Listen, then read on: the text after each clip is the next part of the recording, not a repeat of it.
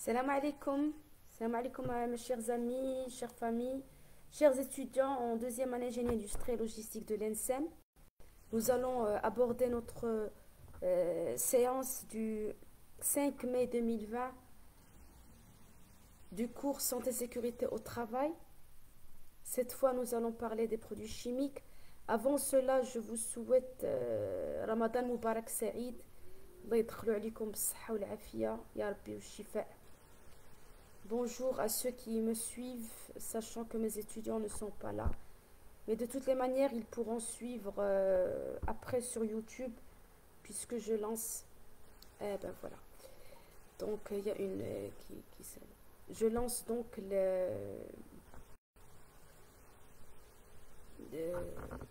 je vais diffuser comme toujours cette vidéo sur YouTube. Comme ça, les étudiants pourront la suivre à leur guise. De toutes les manières, à la fin de chaque séance, je leur demande de m'envoyer bonjour Rim. Bonjour. Bonjour chers amis. De toutes les manières, je demande à mes étudiants bonjour Maldes, c'est gentil. Bonjour. À mes étudiants de faire une synthèse de cette séance manuscrite en une seule page, une sorte de synthèse schématique, et de me l'envoyer sur mon Gmail. Comme ça je sais qu'ils ont bien visualisé, et puis ça permet de suivre un peu et de les évaluer et de voir est-ce qu'ils arrivent à suivre. D'autre part, nous restons connectés aussi bien sur WhatsApp que sur Google Classroom. Donc les étudiants ont nos numéros de téléphone et ils peuvent ainsi que nos adresses email bien sûr, et ils ont tout à fait le loisir de nous contacter en fonction de leurs besoins. Maintenant, Inch'Allah, que ce confinement... Bonjour, Monsieur Moussif, merci d'être là.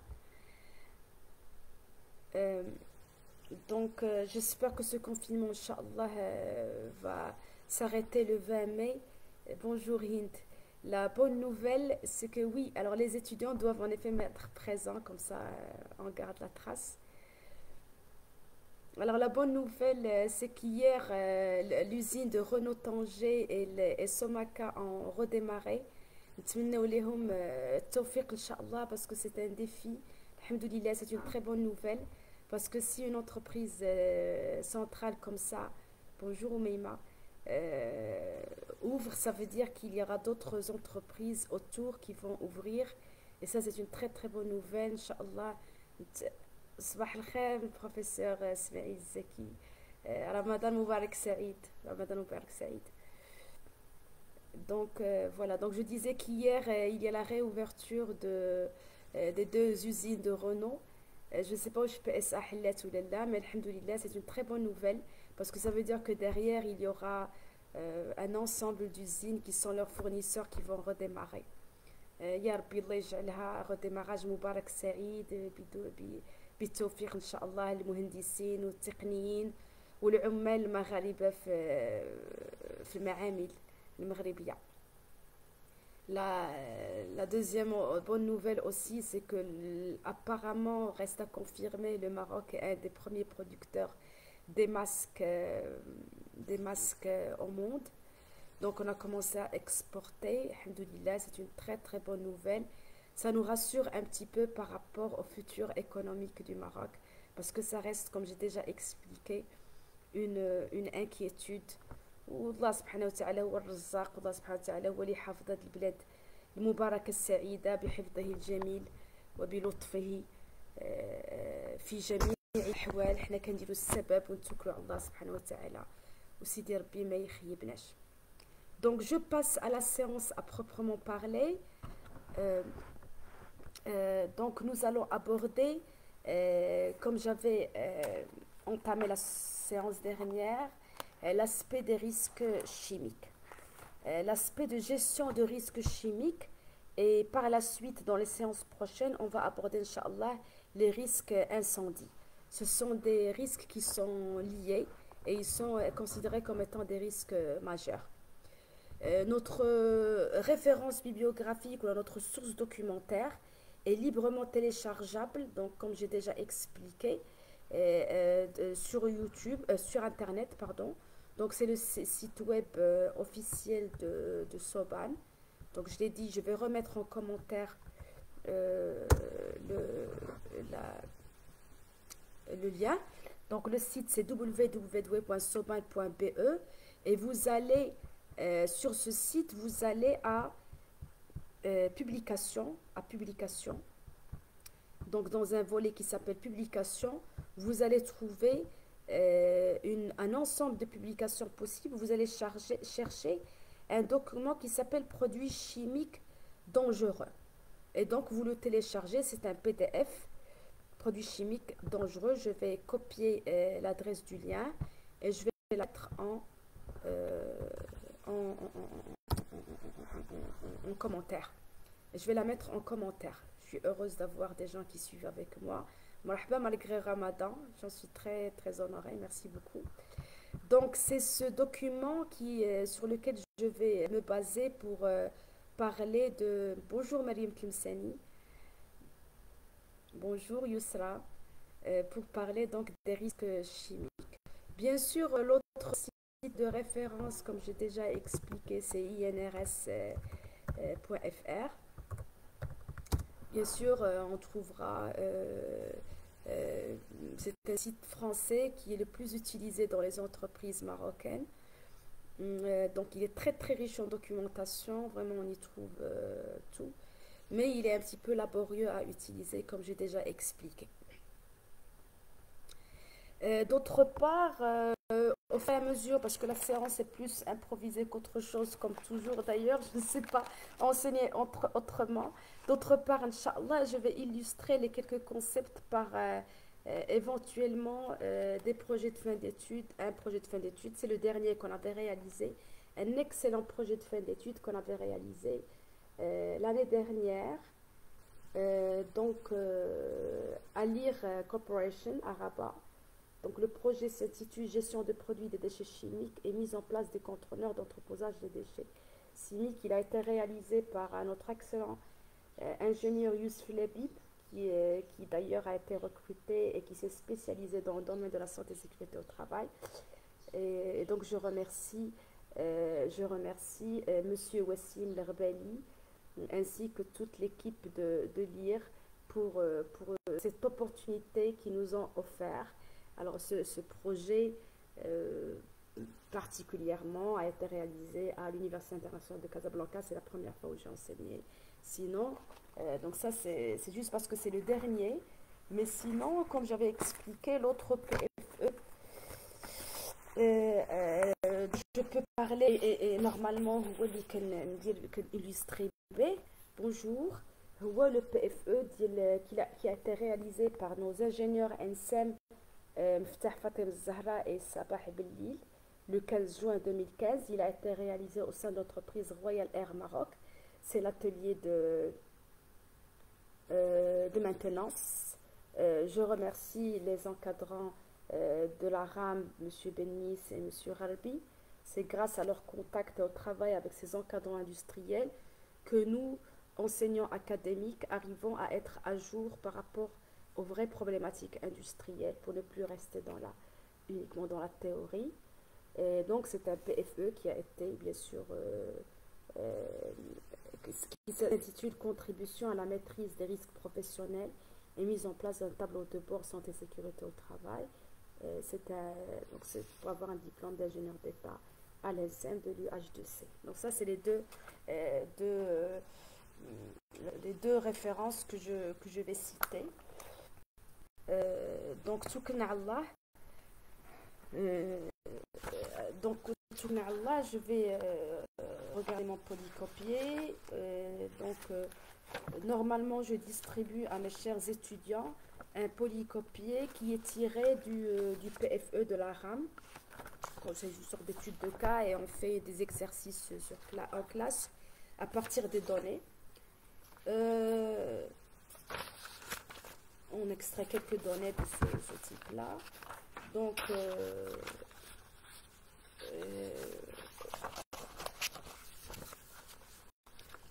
la première chose de cette étude de cas, c'est ça parle de l'évaluation des risques professionnels VRP selon la RAM. Je vais je vais passer là-dessus. Ce qu'il faut retenir, c'est que ça, comme j'avais déjà expliqué, ça ressemble à l'AMDEC sécurité. Comme c'est une méthodologie qui a été personnalisée pour la RAM, je vais la sauter. Parce que lire aussi, ils ont utilisé une démarche qu'ils ont personnalisée, mais qui est toujours tirée du principe des AMDEC. Donc, l'atelier qui a été traité dans cet exemple, c'est l'atelier, c'est le site de maintenance d'une compagnie aérienne qui est la RAM, constitué de 5 ateliers, NDT, hydraulique, structure, câble maintenance et électrique. Donc, il y a bien sûr une identification de l'unité de travail. Et ce qui est très intéressant à retenir, c'est qu'il faut identifier dans chaque unité, il faut faire un inventaire de tous les produits finis éventuellement dangereux qui existent dans le site. Donc par exemple ici, nos chers ingénieurs dans l'atelier hydraulique, ils ont donc qui est constitué de 2 unités nettoyage et roue. Elles ont décrit l'activité, par exemple l'unité nettoyage, dégonflage de roues, démontage des roues, nettoyage des jantes et freins. Et donc elles ont identifié ces produits chimiques utilisés, produits mis en œuvre, white spirit, alcool. Ici, unité roue, on a la graisse GN22 et la graisse noire. Je vais illustrer aussi parce qu'en fait c'est ça l'étude de cas éventuellement que je demande à mes étudiants de travailler un petit peu dessus. On a l'unité frein, toujours dans l'atelier hydraulique. Dans l'unité frein, donc excusez-moi.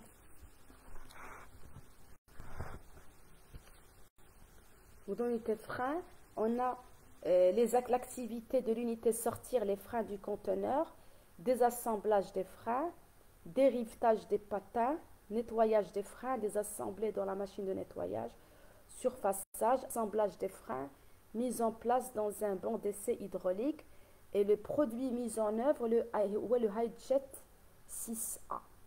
Donc vous remarquerez qu'il y a des produits de base simples tels que white spirit et alcool. Donc retenez cette information, je vous prie de la noter s'il vous plaît mes chers étudiants. White spirit, alcool, et vous avez d'autres produits qui sont des produits complexes, c'est-à-dire qui sont constitués de plusieurs composants de base chimique. Elles peuvent être identifiées soit comme étant simplement ou bien par une marque commerciale. C'est-à-dire que une fois cet inventaire fait, il faudra faire toute une enquête, c'est l'étude de cas normalement que doivent faire les étudiants, pour identifier la fiche de sécurité de ces différents produits. Donc on continue, atelier équipement de sauvetage, on a colle pour réparer les toboggans, on a atelier peinture, on a Polyplus, Plastic Blast, solvance N44 et peinture. Comme vous pouvez le voir dans ce PFE et dans tous les PFE de génie industriel logistique de l'ENSEM, un bon projet de fin d'études est un projet qui descend sur le terrain et qui identifie ce qu'il y a sur le terrain. Il faut éviter d'utiliser uniquement les données informatiques, mais il faut toujours descendre dans ce qu'on appelle le GEMA. Le GEMA en ligne manufacturier, ça veut dire le terrain, c'est-à-dire descendre sur le terrain. Le principe des 5G en ligne manufacturier. Alors je continue à présenter l'exemple ou plutôt l'étude de cas. Donc dans l'atelier électrique, l'activité batterie, on n'a trouvé aucun produit chimique.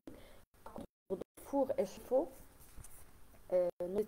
nos ingénieurs ont trouvé des tartrans, des capes, duplicolores, colle, F2 Ultra, WD40 décripant. Dans la section avionique, Elles ont trouvé mastic, alcool, WD 40 degrés pompe, des pièces rouillées, la colle, silicone. Et on continue, on a dans la partie cabine maintenance, Neta 2050, solvant, solvant, cleaning, etc. Décap, vinyle, alcool, mastic, colle et podcast. Donc ça, c'est les données d'entrée de l'illustration de notre étude de cas. Je répète, sachant que sur le terrain, toute cette collecte de données doit être faite par les élèves ingénieurs et c'est tout un travail qu'il faut réaliser.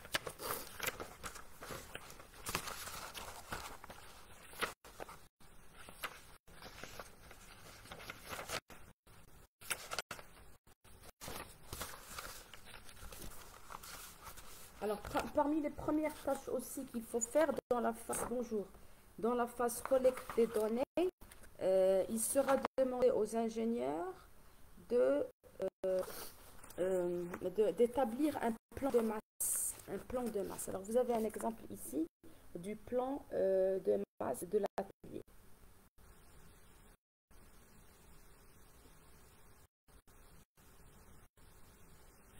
D'accord. Donc, au fait, ce plan de masse servira par la suite dans la phase, c'est un des livrables de ce type de projet, dans la phase d'identification de la cartographie de panneaux de sécurité. Donc, ici le résultat de ce qu'avaient réalisé nos élèves ingénieurs, c'est-à-dire qu'elles ont identifié dans tout l'atelier de maintenance quels sont tous les panneaux de sécurité qui doivent être affichés. D'accord? Donc, on verra les différents types de panneaux de sécurité justement dans le site web. Par exemple, dans l'atelier four, on a des panneaux de port d'équipement de protection individuelle obligatoire, chaussures, de sécurité, casques, lunettes de sécurité, etc. On a des panneaux d'avertissement, on a des panneaux d'interdiction, etc. Voilà. Alors pour les plans de masse, alors comment ça se passe généralement dans les projets de fin d'études, par exemple là. Donc ça c'est le plan de masse d'atelier métrologie. Alors nos étudiants doivent récupérer les plans qui existent déjà soit sur AutoCAD ou soit sur photographie. Et l'idéal serait qu'ils les dessinent sur AutoCAD pour qu'ils travaillent dessus. Voilà. Donc là, c'était pour vous donner, vous utiliserez un exemple de projet de fin d'études problématique d'ingénieur junior dans laquelle on fait cette étude dédiée aux risques chimiques.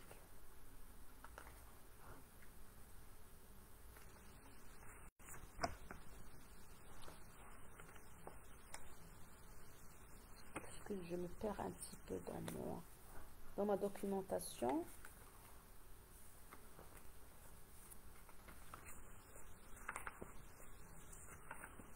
Je vous ai dit que cette séance n'est pas, enfin toutes mes séances ne sont pas préparées de manière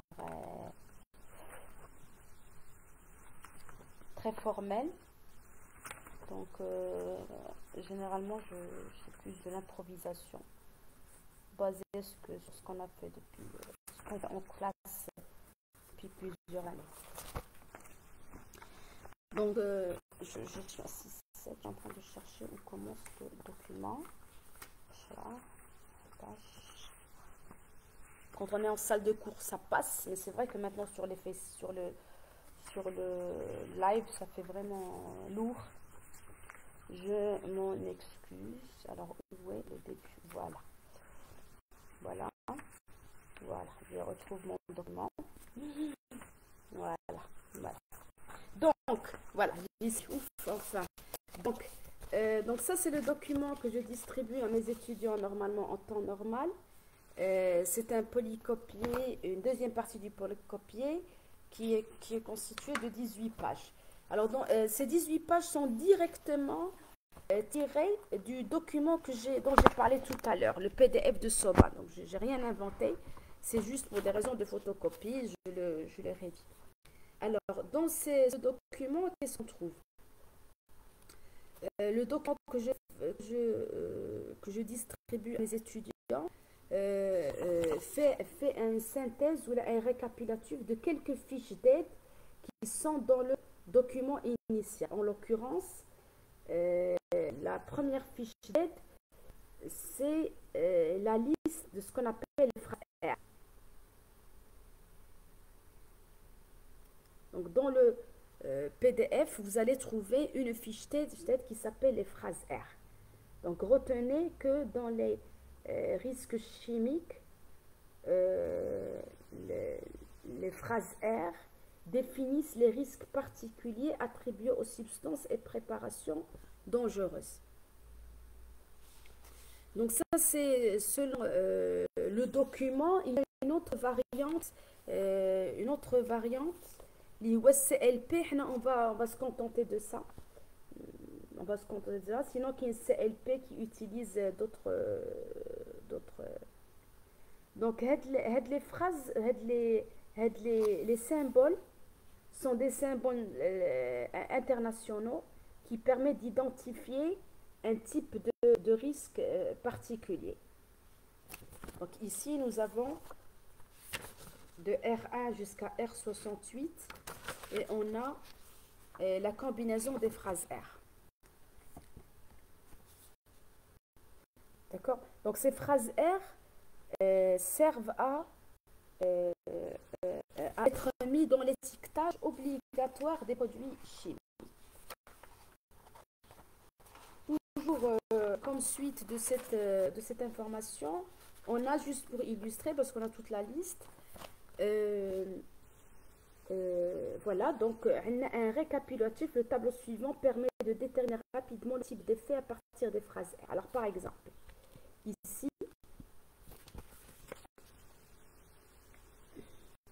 qu'est-ce qu'on a ici? Par exemple, on a les effets qui sont liés maintenant à la peau, c'est R21, R24 et R27.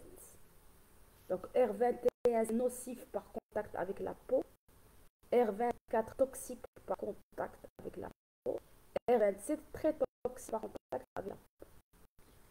Alors là, les risques par ingestion, via ingestion, nocif en cas d'ingestion, toxique en cas d'ingestion, très toxique en cas d'ingestion. Vous avez compris que c'est une gradation de la gravité de nocivité ou de toxicité. Nocivité est moins dangereux que toxicité. Nocif peut provoquer une atteinte des poumons en cas d'ingestion. Donc par exemple la R65, si je reviens à la liste, je vais trouver que R65 correspond là, donc la liste R65 nocif peut provoquer une atteinte des poumons en cas de gestion. Alors pourquoi est-ce qu'on a besoin de faire ce type de standardisation? C'est pour qu'il y ait une communication internationale. C'est-à-dire que indépendamment de la langue, si on écrit juste par la langue, ça suppose qu'on connaît la langue. Par contre, quand on a des chiffres comme ça, c'est-à-dire quelle que soit la langue, on comprend ce que ça veut dire et standardiser. C'est l'intérêt de la standardisation. Nous avons aussi la possibilité, comme j'ai dit, d'avoir des combinaisons des phrases R. Donc par exemple, R1415 réagit violemment au contact de l'eau en dégageant des gaz extrêmement inflammables. Bonjour, Mme Chavadi, Monsieur Kouch, vous honorez notre séance de cours, si vous. Voilà donc, le type d'effet, toujours pour illustrer, je suis en train de parler du type de risque. Donc, ce que je disais. Ici, effet par contact, inhalation. Donc, c'était effet tout simple. Là, c'est effet par contact. Et on a aussi des risques liés à la maternité, par exemple. Le R61 risque pendant la grossesse d'effets néfastes pour l'enfant. La R63 risque possible pendant la grossesse d'effets néfastes pour l'enfant. R64 risque possible pour les bébés nourris au lait maternel. Reproduction, donc on a risque lié au cancer, risque lié à l'hérédité, ça c'est peut provoquer des altérations génétiques héréditaires, possibilité d'effets irréversibles, et risque lié à la reproduction peut nuire à la fertilité.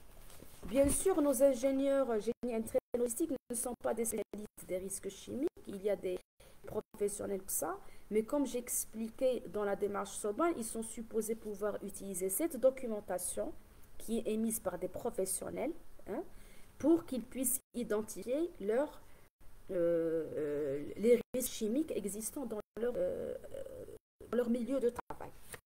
Donc voilà, illustré avec l'atelier de maintenance d'un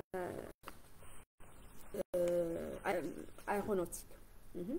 Donc voilà, donc ça c'est les phrases R. La deuxième chose que nous allons découvrir, bien sûr à l'examen, il est possible que je vous donne des produits chimiques avec leur fiche de sécurité internationale. Et je vais vous demander quelques questions. En fait, il ne s'agit pas d'apprendre par cœur. Et il s'agit, je répète, d'utiliser la documentation, parce que la documentation est très riche, et savoir l'utiliser. Donc, les phrases S, voilà. Donc, deuxième, donc il y a les phrases R, phrases risque, et les phrases S. Les phrases S, donc, ça veut dire safety. Ça veut dire conseil de prudence concernant les substances et préparations dangereuses. Alors, et on a une liste des phrases S, comme vous pouvez le voir. Les consignes de sécurité.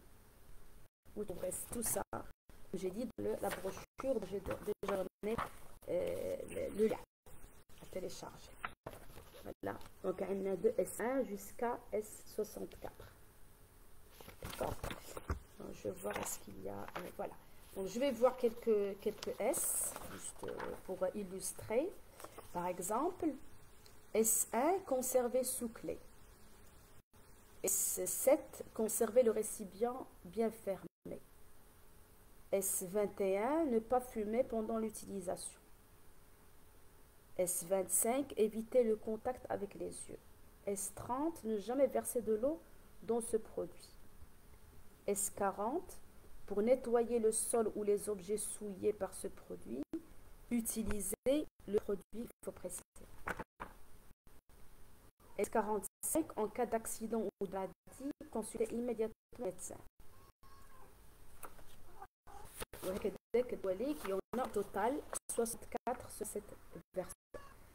S64, en cas d'ingestion, rincez la bouche avec de l'eau, seulement si la personne est consciente. Voilà. Donc déjà, je viens de vous expliquer qu'il y a deux listes que vous trouverez dans la documentation qui sont les phrases R et les phrases S. Alors, à quoi servent les phrases R? Ça sert lors de l'utilisation de l'étiquetage. Voici un exemple de l'étiquette. Exemple d'étiquette. En fait, tous les produits chimiques de notre atelier, tous les produits chimiques doivent avoir obligatoirement sur leur contenant une étiquette de ce type-là. Donc ici, qu'est-ce qu'on trouve? On trouve toluène et on trouve les phrases R, R11 facilement inflammable, R20 nocif par inhalation. Et on trouve ici les icônes, le pictogramme qui représente le symbole. On va revenir dessus.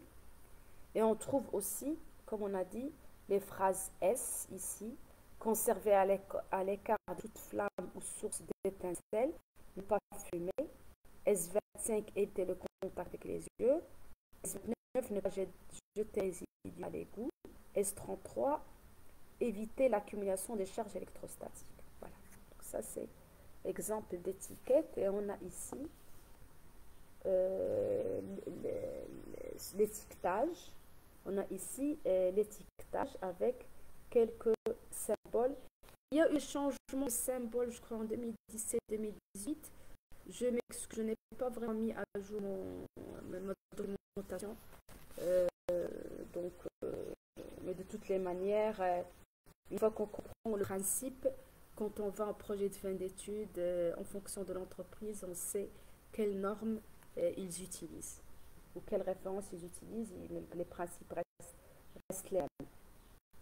Donc vous avez ici des étiquettes du symbole, ce qu'on appelle le symbole de danger. Dans le symbole de danger, nous avons XN nocif, XI irritant, F inflammable, F plus très inflammable, T toxique, T plus très toxique, O conjurant, E explosif, C corrosif, N dangereux pour l'environnement. Voilà. Ça, c'est les symboles de danger. Je vais vous dire ce qui est écrit ici sur l'étiquetage. L'étiquette est la première source d'information sur un produit.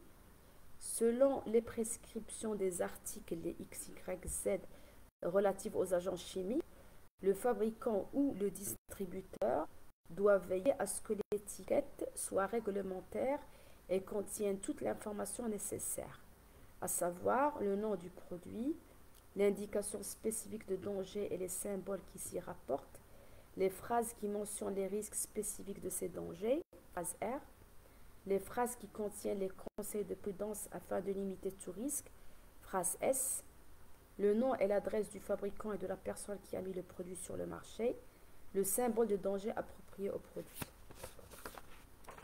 Alors, une fois que je vous ai parlé de ces symboles de danger, alors mes chers étudiants, vous le retrouverez, je répète, dans la documentation. Essayez de retenir, c'est pas compliqué, de retenir par cœur les dénominations XI, F+, T plus, EN, C, O, E, F, X. Parce qu'il est possible qu'à l'examen, il est possible que je vous demande, je pose des questions sur ce qu'on appelle la compatibilité des produits chimiques. Donc voici donc un tableau simplifié qui récapitule la compatibilité de stockage, voilà, stockage de produits non compatibles entre eux. Parce que la problématique stockage de produits chimiques est très très importante.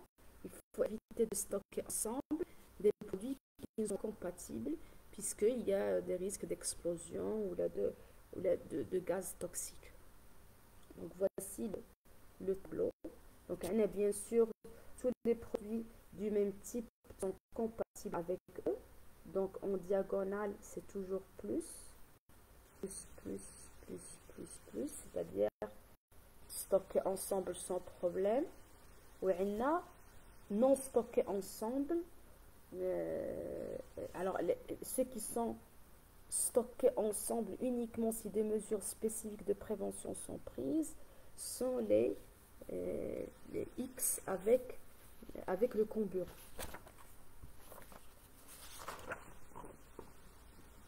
D'accord, les XN et les XI nocifs ou irritants avec les comburants sont les seuls qui ont ce symbole O, c'est-à-dire stockés ensemble uniquement si mesures de prévention sont prises.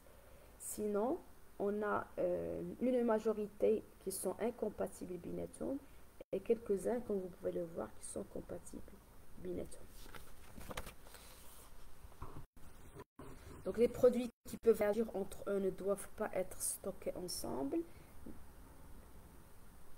Le tableau suivant résume les incompatibilités pour le stockage des substances dangereuses, stockage de produits corrosifs, les récipients sont en inox ou en matière synthétique adéquate, du sable ou un autre moyen d'absorption inerte est disponible pour retenir les flux de liquide.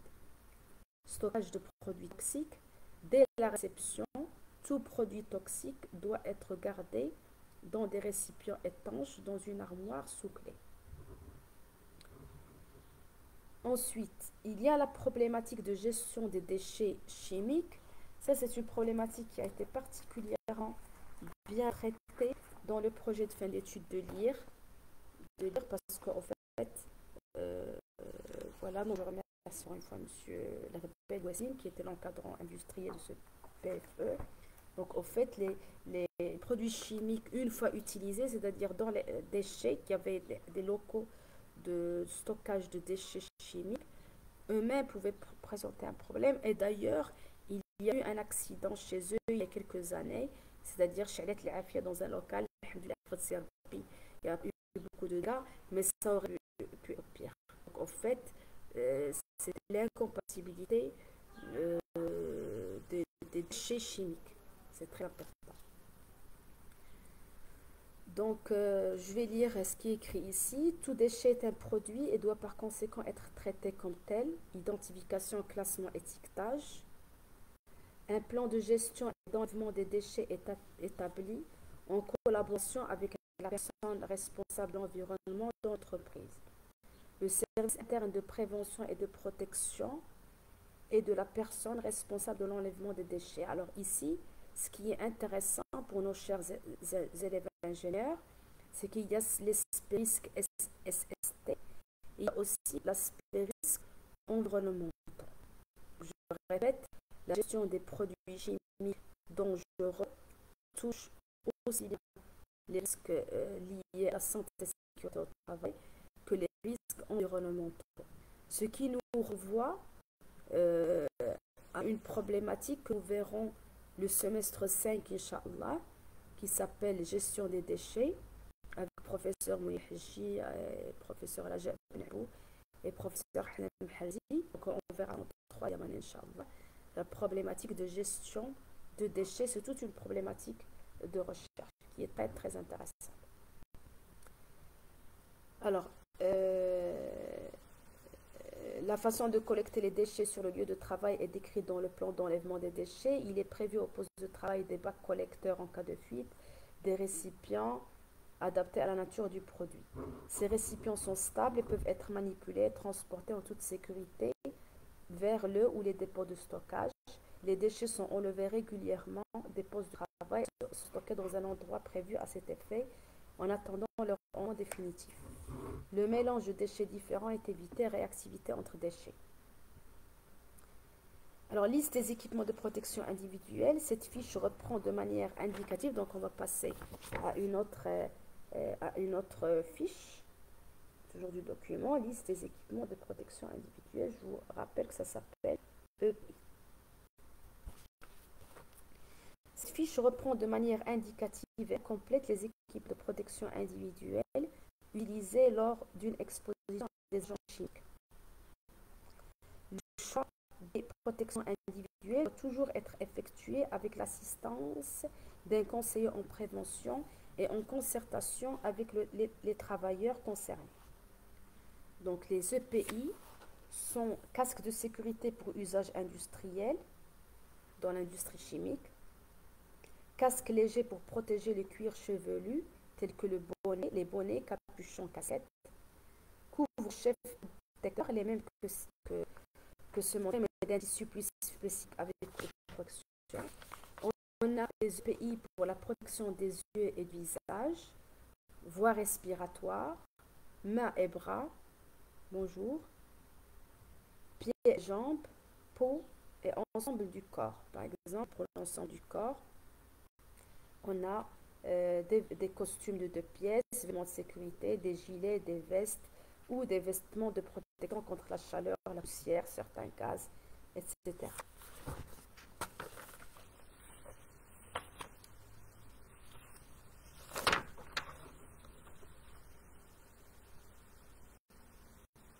conditions générales d'utilisation d'équipements de protection individuelle, les employeurs assurent à leurs frais la livraison, l'entretien, le nettoyage, les infections et le renouvellement des équipements de protection individuelle prescrits.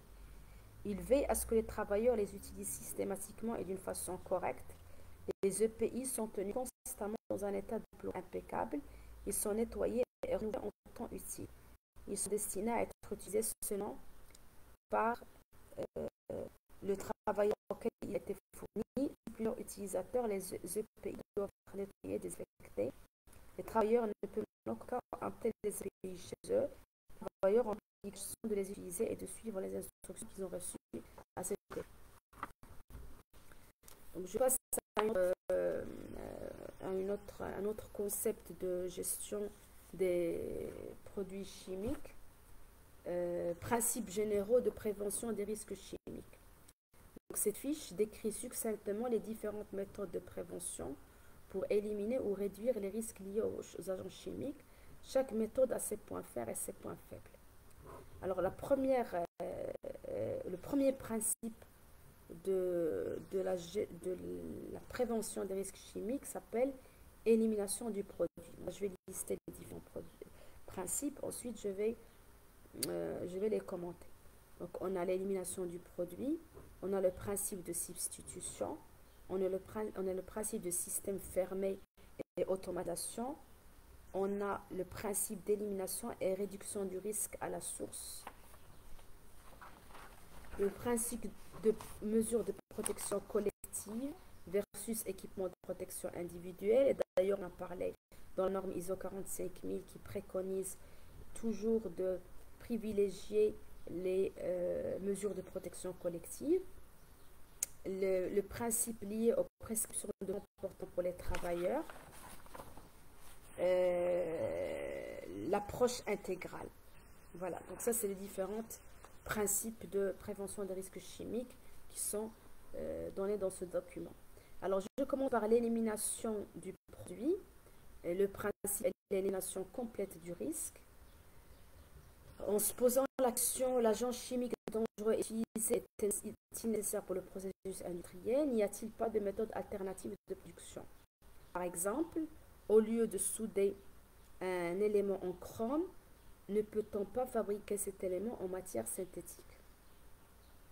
Peut-on faire réaliser un processus partiel avec un agent dangereux en sous-traitance par une firme spécialisée qui dispose des installations permettant de réaliser le travail d'une manière idéalement contrôlée? Donc ça, c'est le principe d'élimination du produit. Bien sûr, c'est l'idéal.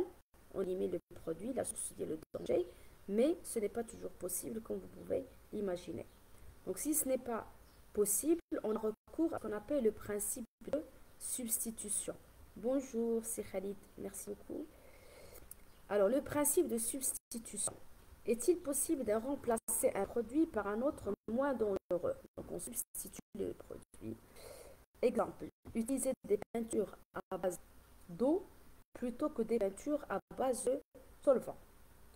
Le remplacement d'un produit peut cependant réduire un type de risque et en aggraver d'autres, donc il faut faire attention à cela.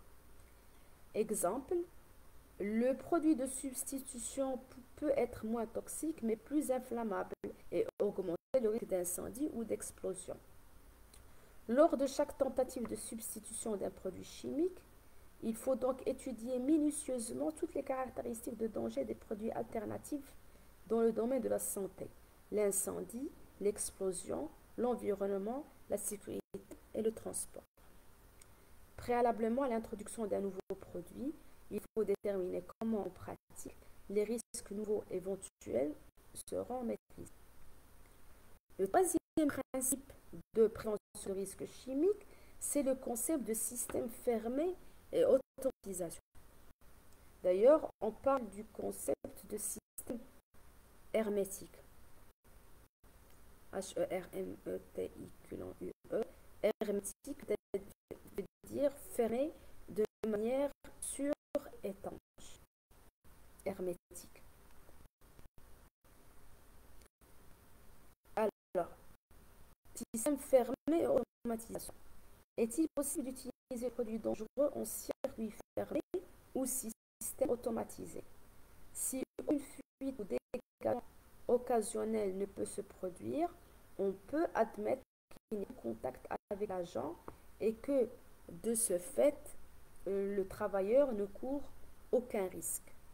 Cependant, de tels systèmes de production peuvent à l'usage présenter des fuites au joint. Donc, je vous renvoie aux problématiques de la maintenance, c'est-à-dire qu'obtenir une étanchéité parfaite en milieu industriel de produits de type gazeux ou liquide est extrêmement difficile et les ingénieurs qui sont sur le terrain le savent bien. Donc, comme il y a toujours une possibilité de fuite, si ce n'est que à cause de, de l'usure des joints, bien sûr, il faut adopter une maintenance systématique qui permet de remplacer les joints de manière périodique suffisante pour anticiper ce risque. De plus, les interventions manuelles subsistent pour, par exemple, apporter ou tirer les produits ou pour la prise d'échantillons de contrôle du processus. C'est-à-dire que même si les opérateurs de production sont protégés par ce système fermé et automatisé, il reste toujours un risque sur les opérateurs de maintenance qui sont chargés de faire le renouvellement du produit ou bien les agents de contrôle qui doivent contrôler de manière périodique les caractéristiques du produit. Donc, il y a toujours un risque.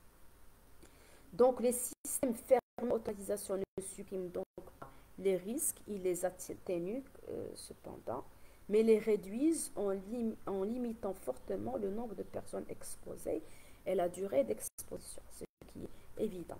De ce fait, ces systèmes fermés doivent également faire l'objet d'une analyse minutieuse et les risques liés à des acteurs occasionnels doivent être évalués. Le travail en système automatisé requiert souvent que des systèmes de surveillance soient installés pour détecter les fuites de vapeur dangereuses. Donc, le quatrième principe général de prévention de risques de chimiques est l'élimination et la réduction du risque à la source. À ne pas confondre avec le premier principe qui est l'élimination du produit. Ici, c'est l'élimination et la réduction du risque à la source. Alors, est-il possible de supprimer ou réduire la production de produits dangereux à la source? Donc là, c'est quand le produit dangereux est produit, n'est pas utilisé en amont, en trait de processus, mais produit par le processus lui-même. Donc, est-il possible de supprimer ou réduire la production de produits dangereux à la source? Exemple, régler les températures et pressions de façon à réduire la production de fumée toxique dans le four. Colmater les trous et fissures et aspirer les fumées dans le système de production. Aspirer les poussières de bois à l'endroit de production. Pulvériser de l'eau très fine autour de la scie ou de la surface de plissage pour empêcher la création de poussière. Enfin, l'opération dans un espace plus ou moins hermétique dans lequel les fumées ou poussières sont aspirées. Donc, retenez le terme hermétique parce que je ne vais pas expliquer hermétique. Hermétique veut dire fermé de manière étanche qui ne permet pas la fuite du produit. Utiliser les techniques modernes de pistolage qui réduisent considérablement le nuage de peinture. Là, vous avez à la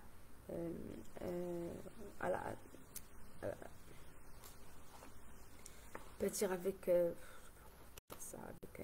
aérosol, c'est vrai que les particules de peinture qui circulent présentent un risque respiratoire pour l'opérateur. Donc, il vaut mieux opter d'autres techniques telles que l'utilisation de pistolets. Installer une aspiration locale au-dessus du point d'émission des fumées de soudage. La lutte contre les risques à la source permet de faire l'économie de mesures de protection collective onéreuses et compliquées. Pour autant que ces moyens techniques fonctionne bien, le risque pour le travailleur est fortement réduit. Alors, onéreuse pour mes étudiants, au cas où ils ne connaissent pas le terme, c'est très cher, réel. Donc, le principe de prévention des risques chimiques. Cinquième principe, les mesures de protection collective versus équipements de protection individuelle. Les mesures de prévention et protection collective sont prioritaires par rapport aux mesures de protection individuelle.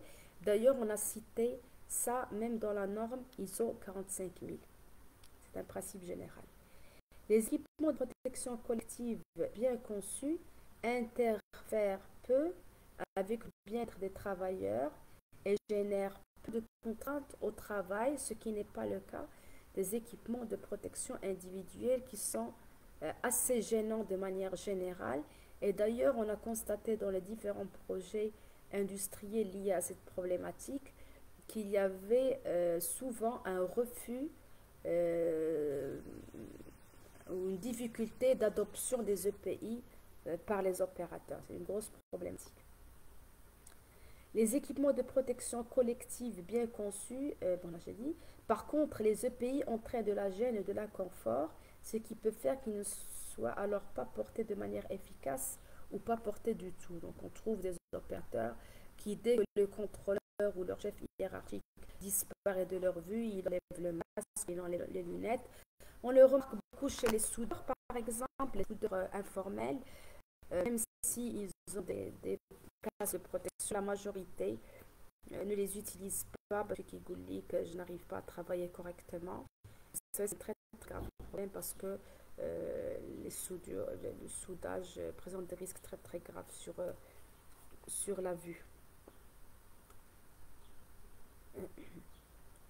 Alors, donc, principe suivant, prescription de comportement pour le travailleur.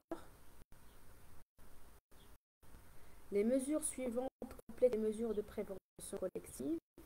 Par exemple, imposer aux opérateurs de rester en dehors de la zone d'émission, donc interdiction de se rapprocher via une signalisation sur le sol de la zone ou bien carrément un compartimentage de la zone.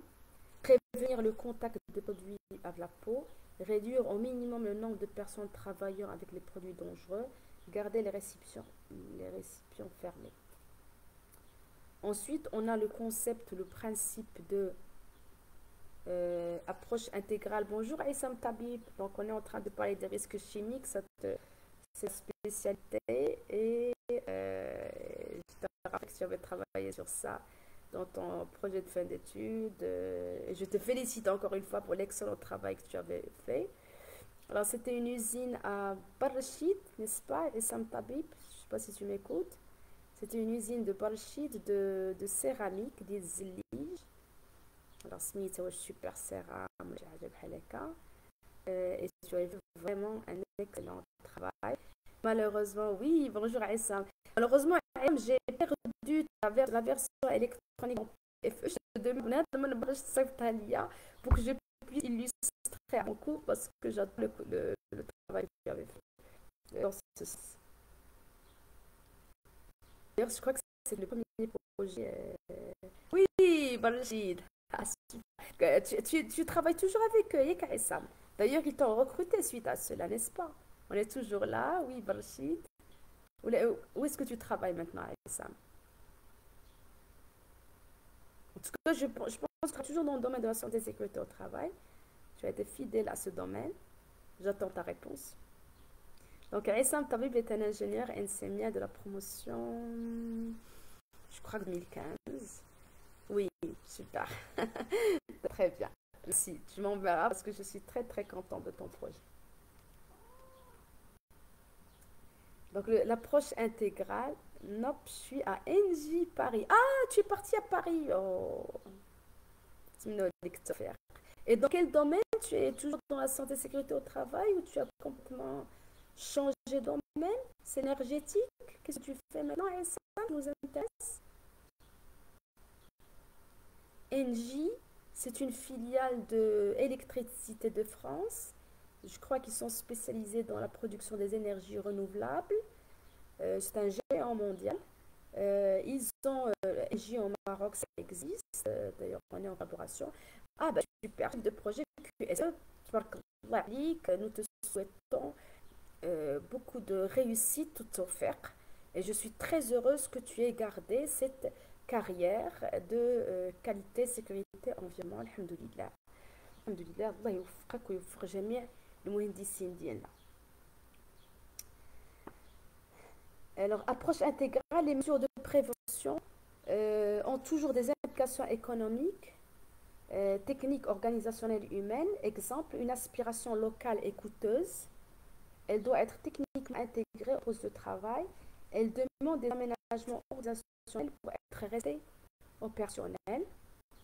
Les travailleurs doivent être suffisamment motivés pour utiliser correctement, malgré les courants d'air ou le bruit qui pourrait être inévitable.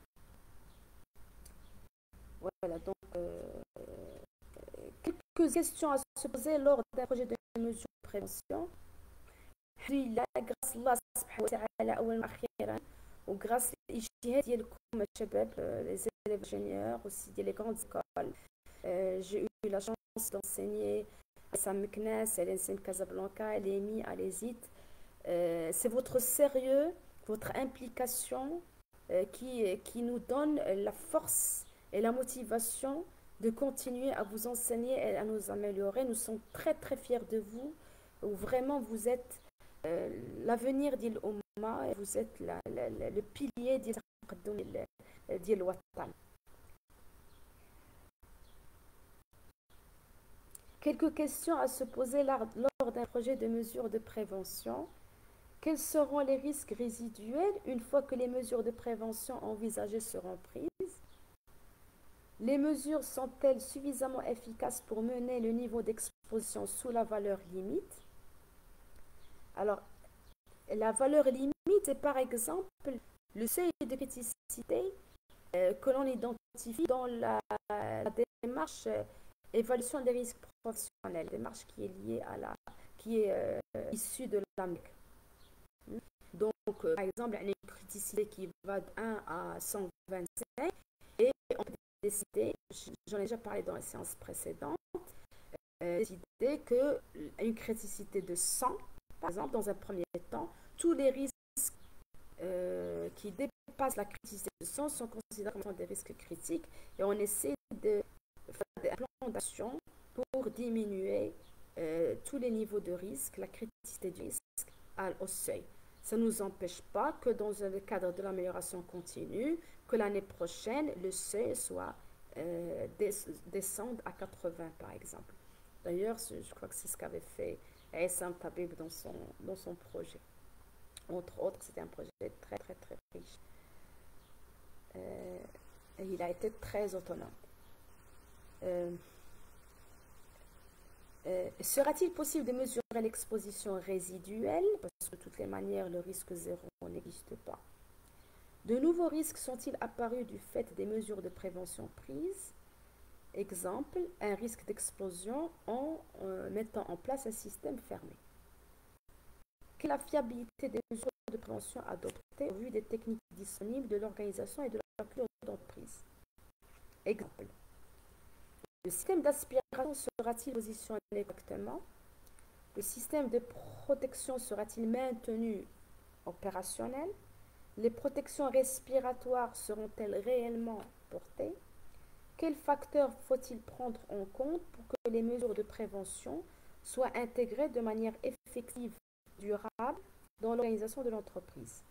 Technique, processus, organisation, procédure, connaissances, information, formation, motivation, mentalité, moyens didactiques.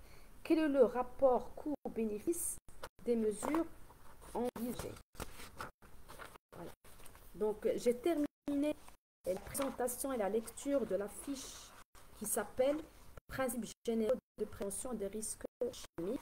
Alors, pour récapituler, les différents principes généraux sont élimination du produit, substitution, système fermé automatisation, élimination et réduction du risque à la source, mesures de protection collective versus équipement de protection individuelle, prescription de comportement pour les travailleurs, approche intégrale. Donc, je répète, tout ça, cette documentation est directement tirée de PDF que j'ai donné, dont j'en ai le site de téléchargement dans les commentaires. Donc, la fiche suivante aborde l'aspect de l'inventaire des produits chimiques. Alors, l'inventaire des produits chimiques, donc, je vais, pour mes étudiants, comme exercice, je vais renvoyer sur Google Classroom les données relatives à l'étude de cas que j'ai présenté tout à l'heure, c'est-à-dire celui de la RAM, l'atelier de maintenance aéronautique. Je vous rappelle, voilà, donc c'était ça. Je vais vous envoyer ces données, ce tableau-là, qui donne la liste de toute l'identification des unités de travail et la liste de tous les produits chimiques existants. À partir de ces données tirées du projet de la RAM, je vais vous demander de réaliser un inventaire. Alors, l'inventaire va être réalisé comment? Donc, voici l'inventaire. Vous devez créer un fichier Excel. Donc, vous créez un tableau. Vous trouverez dans le document que je vous ai distribué en PDF, et vous allez trouver bien sûr cette documentation, ce tableau. Donc, vous créez un fichier Excel sur ça. Donc, on a 10 colonnes. D'accord. Et vous essayez de remplir tous les produits chimiques, d'apporter les informations dont on a besoin pour remplir le tableau. Donc, vous devez réaliser ça et me l'envoyer.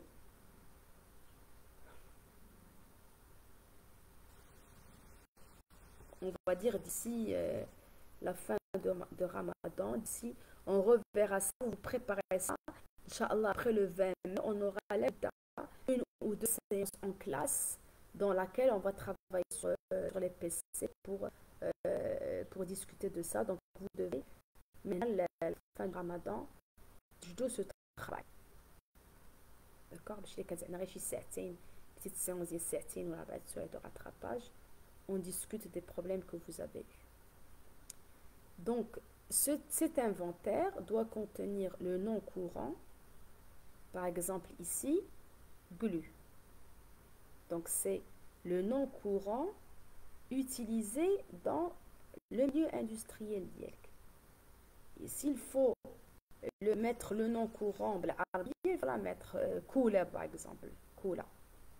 Ou la Sqa. De telle manière que tous les opérateurs qui utilisent ce produit puissent reconnaître facilement ce produit. Très bien, merci Mariam. Alors, le nom commercial, je ne sais pas moi, par exemple, le U, ici, l'idée c'est de faciliter la reconnaissance du produit, qu'il n'y ait pas de confusion. Le troisième colonne, ce sont les quantités présentes sur le lieu de travail. Donc, par exemple, ici, au poste, 5 tubes de 10 grammes. En magasin, 20 tubes de 10 grammes. Ok? Donc, la colonne suivante, la quatrième colonne, c'est les quantités utilisées. Donc, quantité présente et quantité utilisée. Ici, 5 tubes de 10 grammes par mois. La cinquième colonne, c'est le nom de substance, mais le nom chimique. Par exemple, ici, c'est de la cyanoacrylate de méthyle. Cyanoacrylate de méthyle. Donc, c'est le nom scientifique que l'on retrouve dans toutes les bases de données. On va justement parler de base de données internationales du National Institute of Occupational Safety and Health, NIOSH, qui est la référence internationale pour les fiches de sécurité. Donc ici, cyanoacrylate de méthyle. Le sixième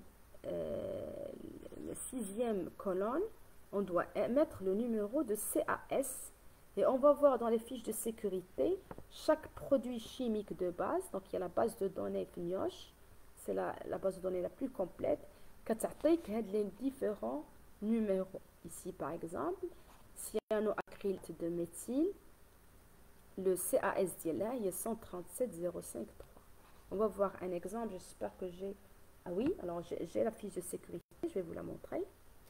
Donc, la septième colonne, c'est le pourcentage de composition. Par exemple, ici, on a du cyanoacrylate de méthyle avec 70 à 97,5%. Donc, c'est la concentration. Et ça peut être dilué dans de l'eau ou dans de l'alcool. N'oubliez pas qu'on a aussi possibilité d'avoir des produits qui sont mélangés. Là, c'est l'exemple est simplifié parce que la glu, il y a un seul produit chimique cité. Sinon, on a le cleaner, par exemple, il est constitué de deux produits, de substances, CO2, le gaz de pétrole. CO2 numéro CA 124,38, pourcentage de composition 5 à 10%. Et gaz de pétrole, donc gaz de pétrole, non, numéro de CAS, c'est une préparation, c'est-à-dire lui-même, il est éventuellement, je crois, mélangé, et on a là le pourcentage. La huitième colonne comporte le symbole de danger. Donc voici les symboles de danger que je vous ai expliqué tout à l'heure, et que je vous avais dit de retenir. Vous avez par exemple F pour inflammable, toxique, nocif. Et on a, comme j'ai expliqué tout à l'heure, dans l'inventaire, il faut mettre les phrases R que j'ai expliqué précédemment. Donc pour le cyanoacrylate de méthyle, les phrases R sont R36, 37 et 38, c'est-à-dire irritant pour les yeux, les voies respiratoires et la peau. Et finalement, on a la dixième colonne, phrase S, pour l'alcool, la glu, S20, S24, S25, S26. Donc, ne pas respirer les vapeurs, éviter le contact avec la peau et les yeux. En cas de contact avec les yeux, laver immédiatement et abondamment avec de l'eau et consulter un spécialiste. Voilà. Donc, je vais demander à mes étudiants de réaliser sur un fichier Excel un inventaire comme ça. Alors, c'est assez simple quand la substance chimique est de base et qu'on a la constitution dans le récipient, mais je tiens à signaler que en milieu industriel, malheureusement, ce n'est pas toujours aussi évident. Parce qu'il arrive, dans les différents projets qu'on avait réalisés, qu'on trouve qu'il y a des produits chimiques qui sont commandés de fournisseurs et qui n'ont pas leur constitution chimique.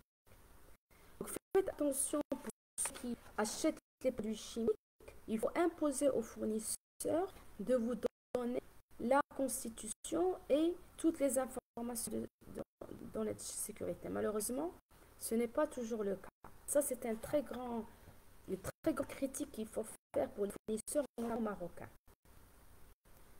Je note par exemple l'huile de nettoyage. Le nettoyage du sol, maintenant. Le nettoyage du sol, l'Arlebia, vous pouvez vérifier si vous allez juste aux grandes surfaces. il y a les grands contenants le produit qui ne vous donnent pas les détails. Donc, il est très difficile de faire ça. Donc, faites attention à cela. Et c'est une difficulté. Donc, j'ai dit que, j'ai dit que chaque substance chimique a ce qu'on appelle une fiche internationale de sécurité chimique. Donc ça, exemple de début d'une fiche disponible sur le site, fiche internationale de sécurité chimique, exemple ici, cyanoacrylate de méthyle. Et là, ce sont des fiches qui sont normalisées à l'échelle internationale. Alors, il y en a en version française et dans plusieurs langues, mais il faut préciser que la base de données la plus complète et à jour est celle qui est en anglais. C'est-à-dire qu'il est possible qu'il y ait des produits chimiques, des substances chimiques dont vous n'arrivez pas à trouver la fiche de données sécurité internationale de sécurité chimique en français. Donc, il faut le chercher en anglais. Donc, dans le site web dont je vais vous donner la référence. Ici, c'est une référence qui a été donnée, mais je crois qu'elle n'est plus valable. Je vais chercher la nouvelle référence. Donc, on va découvrir un petit peu la fiche internationale de sécurité chimique, cyanoacrylate de méthyle, ester méthyle de l'acide de cyanoacrylique méthylate, et on a là les différentes informations chimiques. Alors, qu'est-ce qui nous intéresse ici?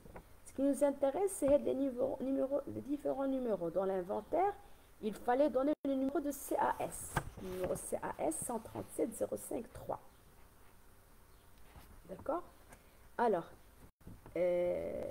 donc c'est une identification, une sorte d'identification internationale du produit. Donc, et on a ici, c'est pas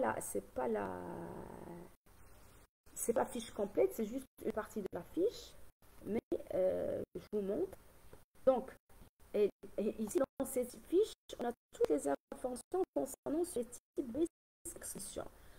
Relative par exemple à l'incendie, explosion, contact physique, inhalation, peau, yeux et ingestion. Donc, on a l'explication des risques, combustible, émission de fumée ou de gaz irritantes ou toxiques, prévention, pas de flamme nue, premier secours, agent d'extinction, mousse, poudre, dioxyde de carbone, pas d'eau. Donc, c'est en fonction de cette description-là qu'il faut identifier l'air.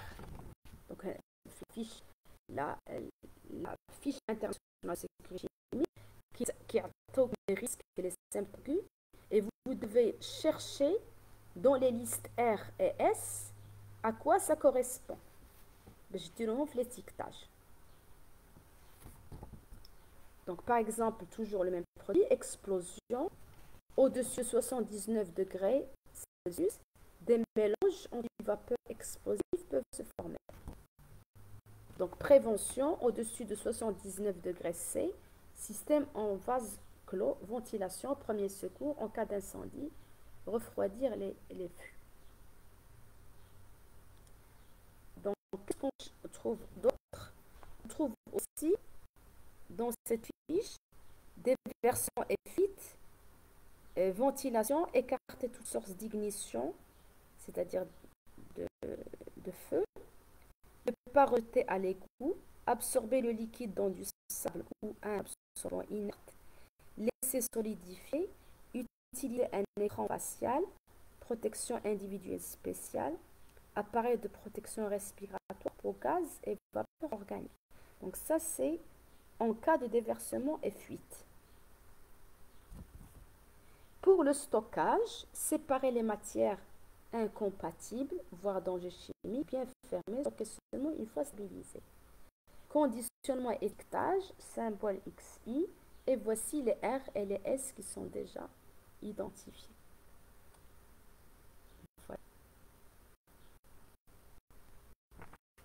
Donc, 14, 15.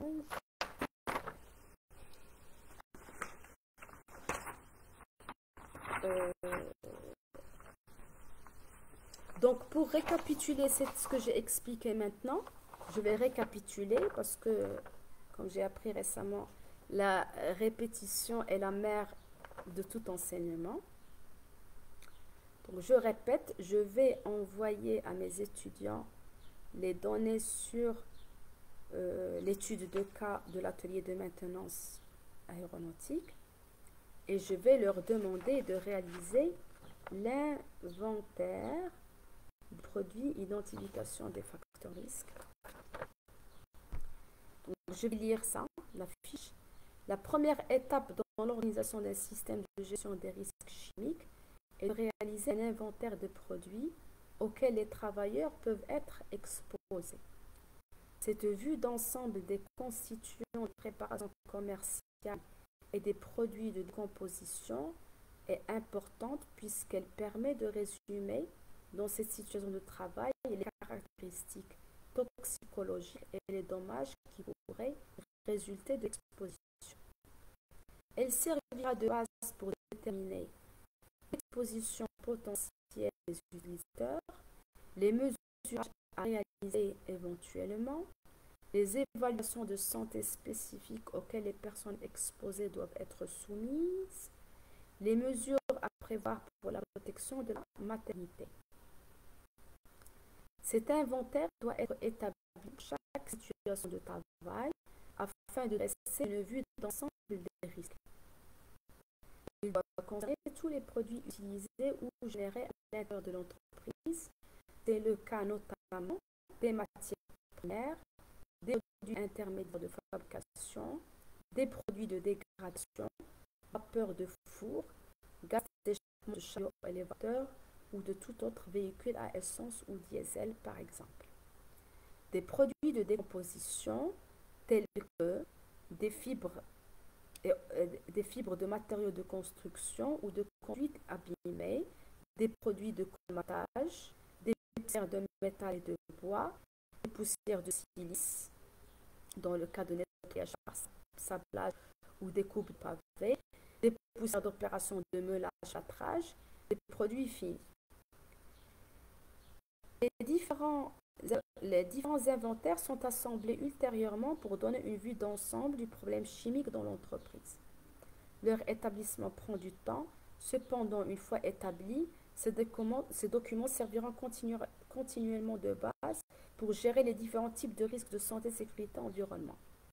Ils sont une exigence réglementaire et en pratique les instruments indispensables pour mener une stratégie de gestion systématique pour les risques chimiques. Il est recommandé de dresser une feuille Excel, tel que l'exemple que je vous ai expliqué tout à l'heure, et contenant au minimum les 10 informations suivantes. Je suis en train de répéter ce que j'ai déjà expliqué. La première colonne comporte le nom courant du produit tel qu'utilisé par les travailleurs ou le nom commun désignant le produit intermédiaire ou de décomposition. La deuxième colonne comporte le nom commercial du produit tel qu'utilisé par le fournisseur lorsqu'il s'agit des matières premières. La troisième colonne, les quantités de ce produit présentes au poste de travail et en magasin. La quatrième colonne, les quantités de produits nécessaires à l'entreprise par jour, par mois.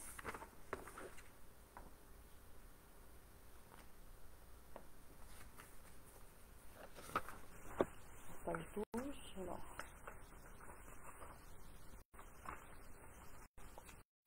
Oui, page 12. Faire la suite. 11, 16, 17, 18. Je viens de perdre la page 12.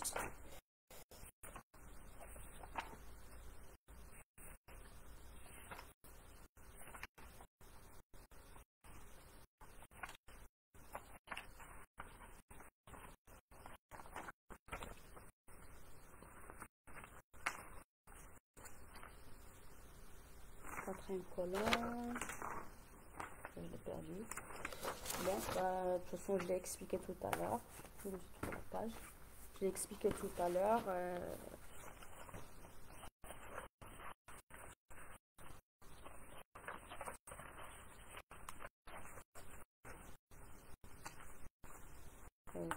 va faire. Donc, cinquième, c'est le nom de substance. Sixième, numéro de CAS. Septième, pourcentage de composition. Huitième, symbole de danger. Neuvième, phrase R. Et dixième, phrase S.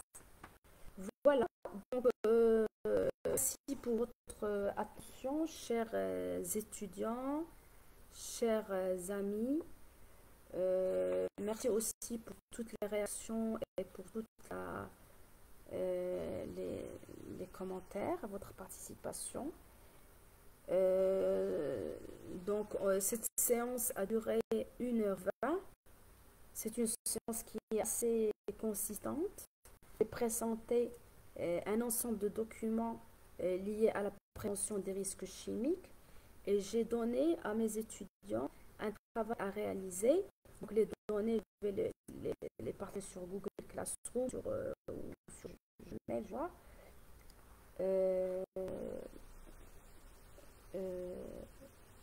Qu'est-ce que je voulais dire d'autre? Voilà, donc merci Khalil Chari. Donc n'oubliez pas de m'envoyer, chers étudiants, la petite synthèse dans une seule page manuscrite, comme ça je vérifie qu'il y a un petit travail de synthèse qui a été fait personnalisé. Vous me l'envoyez. Donc le dernier délai c'est mardi prochain, Inch'Allah, comme toujours. Et n'oubliez pas de travailler sur cette partie-là, parce que si vous ne travaillez pas cette partie, vous ne pourrez pas suivre avec moi les séances prochaines. Je vous souhaite une très bonne journée et au revoir.